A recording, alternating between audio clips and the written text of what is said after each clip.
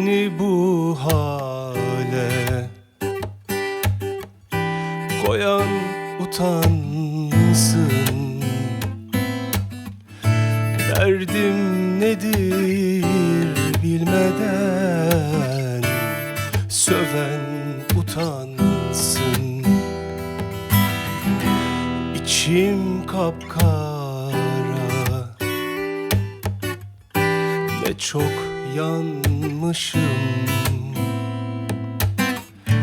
Devirdim her kadehi dostum sanmışım. Hayat zor, susmak zor, yalnızlık çok zor. Benim kadar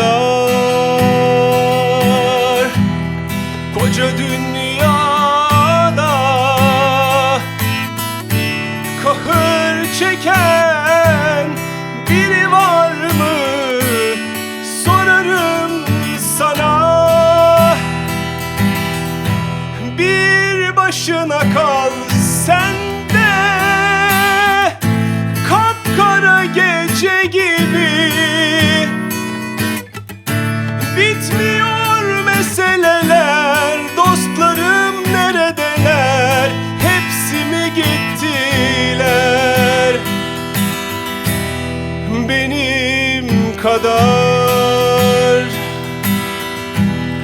koca dünyada kahır çeken biri var mı? Sorarım sana. Bir başına kal sen de, kapkara gece gibi.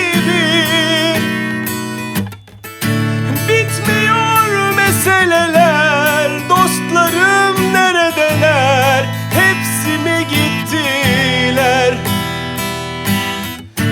Bitmiyor meseleler, dostlarım neredeler? Hepsi mi gittiler? Bitmiyor meseleler, dostlarım neredeler? Hepsi mi gittiler?